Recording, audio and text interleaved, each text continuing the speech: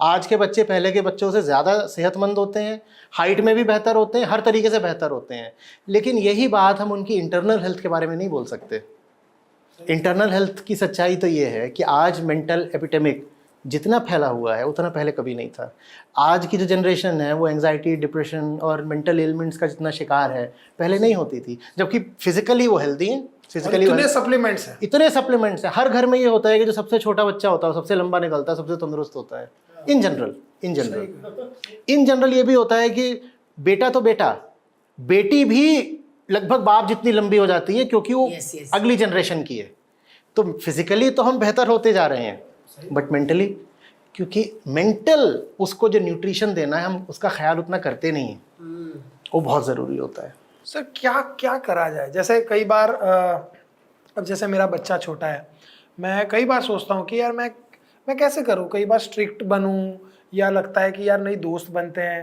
जैसे मेरे पापा मेरे साथ बचपन में बहुत स्ट्रिक्ट बिहेव करते थे, लेकिन जैसे जैसे मैं जवान होता गया मेरे दोस्त बनते गए और अब हम दोस्त हैं। लेकिन वो एक ड्रास्टिक चेंज शिफ्ट आया जब मैं बड़ा हो गया, 18-19 साल का हो गया था, तब पापा दोस्त बन गए थे, तब पापा बात करने लग गए थे। उससे पहले बहुत स्ट्रिक्ट थे।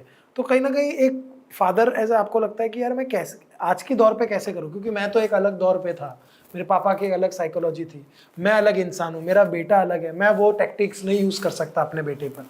तो आज के माँ बाप को क्या करना? कोई अगर नीचे है जी, ठीक है जी, और उसको उठाना है, जी, ऊपर उठाना है, ठीक है। मान लीजिए जैसे जब होता है पहाड़ चढ़ते वक्त, जब आप माउंटेनियरिंग करते हो तो नीचे वाला होता है, आपको उसको सहारा देके ऊपर खींचना है। नीचे वाला थोड़ा कमज़ोर पड़ रहा है या नया नया खिलाड़ी है, अभी उतना नहीं जानता, तो उसके लिए दो शर्तें होती है, एक आप बताइए एक आप बताइए। नीचे वाले को ऊपर खींचने के लिए दो शर्तें लगेंगी, आप ऊपर हो वो नीचे है। एक कोशिश जो है वो तो आप ही पूरी कोशिश करो, क्योंकि पता नहीं वो किस स्थिति में हो। पर कोशिश कर पाने के लिए भी उससे भी पहले दो शर्तें हैं।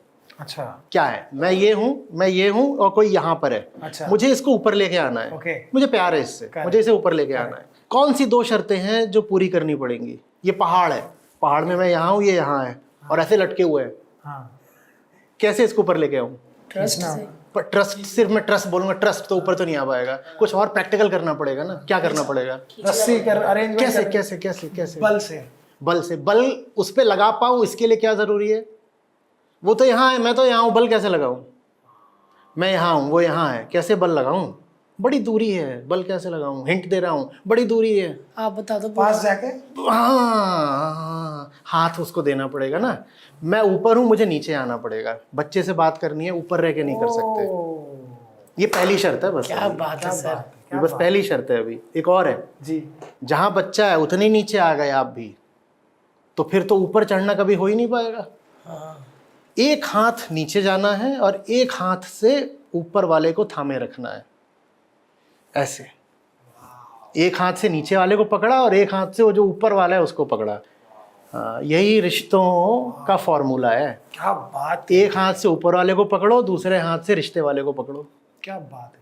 क्या इसको छोड़ दोगे तो तुम भी नीचे आ जाओगे, ऊपर वाले को छोड़ दिया तुम भी नीचे आ जाओगे। दोनों आ गए तो दोनों ही बच्चे, और नीचे वाले को छोड़ दिया तो तुम ऊपर रह आओ, फिर नीचे वाले को कभी नहीं उठा पाओगे। दोनों को पकड़ के रखो, और जब दोनों को पकड़ के रखो ना, मेहनत बहुत लगती है, क्योंकि यहाँ से ऊपर को खिंचे हुए हो और यहाँ से नीचे को खिंचे हुए हो। ऐसा लगता है भीतर से एकदम चिर रहे हो, बीइंग टॉर्न अपार्ट, ऐसा लगता है। लेकिन वो दर्द बर्दाश्त करना ही तो प्रेम की परीक्षा है ना। न तो मैं नीचे गिरूंगा ना तुझे नीचे गिरने दूंगा, पूरी जान लगा दूंगा तुझे ऊपर उठाने में। मैं नीचे नहीं गिरूंगा, लेकिन फिर भी अपना हाथ मैं तेरे लेवल पे ले आ दूंगा। बच्चे से बात करनी है तो आपको उसके लेवल पे जाना पड़ेगा। बच्चे से बात करनी है तो आप एकदम बड़े होके बात नहीं कर पाओगे, आपको उसकी दुनिया में घुसना पड़ेगा। उसकी दुनिया में जो भी कैरेक्टर्स हैं, आपको उन कैरेक्टर्स के माध्यम से बात करनी पड़ेगी। मेरा भतीजा है छोटा, उसको वो कैरेक्टर्स बहुत पसंद है, मैं नाम ही भूल गया उसका। वो अरे नहीं, वो कौन सा पिगी है? पिग है अपना, पापा पिग, पेपा पिग। और पेपा पिग के सुअर पसंद है। हाँ, सुअर पसंद है उसको। और और गए। उसके साथ में और पेपा पिग के और 5-7 और दोस्त हैं। बच्चे होते हैं। हाँ, मम्मा पिग्गी, पता नहीं क्या। मामा पिग भी है उसमें, मामा पिग भी है, पापा पिग है, पेपा पिग है, मामा पिग है और पेपा पिग है। हाँ, तो मैं उससे बात करता हूँ तो मैं तो वही पिगी लैंग्वेज में ही फिर बात करता हूँ। जब हम आपस में मिलते हैं हमारा पहला सवाल होता है मैं कौन हूँ, तो वो सब जानवरों को ही पसंद करता है, तो मेरा नाम है शेरताऊ जी। और तुम कौन हो, उसका नाम है रैबिट। अब शेरताऊ जी और रैबिट की फिर इक्वेशन शुरू हो जाती है कुछ ना कुछ। अब मैं कहूँ मैं आचार्य जी हूँ, मैं हूँ आचार्य जी और तू बहुत छोटा है, नीचे बैठ जा और वहां बैठ के मेरा प्रवचन सुन, तो फिर तो हो चुका। वो वहां नीचे नहीं बैठेगा, उसे मेरी गोद में बैठना है। कई बार वो मेरे कंधे पे बैठता है। तो टीचर का ये काम होता है ना, कई बार उसे शिष्य को ना यहाँ अपने कंधे पे बैठाना पड़ता है, ऐसे ऐसे। एक छोटी सी कहानी सुनाऊं प्लीज।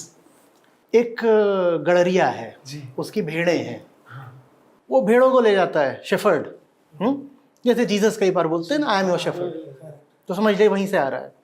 तो वो अपनी भेड़ों को ले जाता है जंगल में। भेड़ों को मान लीजिए बच्चे, जानवर है, जानवर सब हमारे बच्चों ऐसे ही होते हैं। वो ले जाता है, फिर वो बोलता है अब शाम हो गई, चलो घर वापस चलो वापस चलो। तो जो थोड़ा सा समझदार भेड़ें हैं वो तो आवाज़ सुन करके वो अपना चल देती हैं। एक दो भेड़ें होती हैं, खासतौर पर जो बच्चा भेड़ है, बिल्कुल लैम, उनको कितना भी बोल लो कि वापस चलो, हम नहीं जाते, ब्लीट हम नहीं जाते। तो समझाने वालों ने बोला उनको ना फिर उठा करके कंधे पे रख के लाता है घर अपने, ऐसे करके ऐसे उठा लेता है, कंधे पे रखता है अपने। अब ये तो उल्टा जस्टिस हो गया कि जो समझदार है वो तो चलो ऐसे ही चला जा रहा है, उसको तो कोई प्रिविलेज नहीं मिल रही, और जो नासमझ है उसको उठा करके यहाँ रखना पड़ता है। और यही करना पड़ता है। बट वही था जब मैं बोल रहा था ना कि जैसे मैंने कुछ दोस्तों को देखा है जिनको कोई नॉलेज नहीं, कुछ नहीं, वो दुनियादारी से महंगाई कोई नहीं, अपना खुश इंजॉय कर रहे हैं। जिनको पता है ग्लोबल वार्मिंग ये वो बेचारा टेंशन में बैठा हुआ है। मुझे नहीं पता। देखिए हमेशा ये होता है, जो समझदार होता है ना, जिम्मेदारी दायित्व ये भी उसी के ऊपर आते हैं, और जो नासमझ होता है उसको कई बार यहाँ बैठाना पड़ता है। इसमें जस्टिस नहीं सोचना चाहिए, यहाँ पर बात प्यार की है। सही कहा। जस्टिस क्या देखें, सही कहा। यहाँ बात प्यार की है। और वैसे देखो तो लगेगा अनजस्ट कि उसको समझदारी का कुछ रिवॉर्ड तो मिल नहीं रहा और इसको नासमझ होने का रिवॉर्ड मिल रहा है कि कंधे पे बैठा हुआ है, लेकिन बात प्यार की है, करना पड़ता है। और उठाता भी वही है जो प्यार करता है। नहीं उठाओगे तो फिर ये जिसको उठाया है ये कभी समझदार हो भी तो नहीं पाएगा ना, वो जंगल में ही छूट जाएगा, पता नहीं कौन खा जाएगा उसको। सही कहा है, सही कहा एकदम। हमारे पॉडकास्ट के क्लिप्स देखने के लिए इस चैनल को सब्सक्राइब करिए।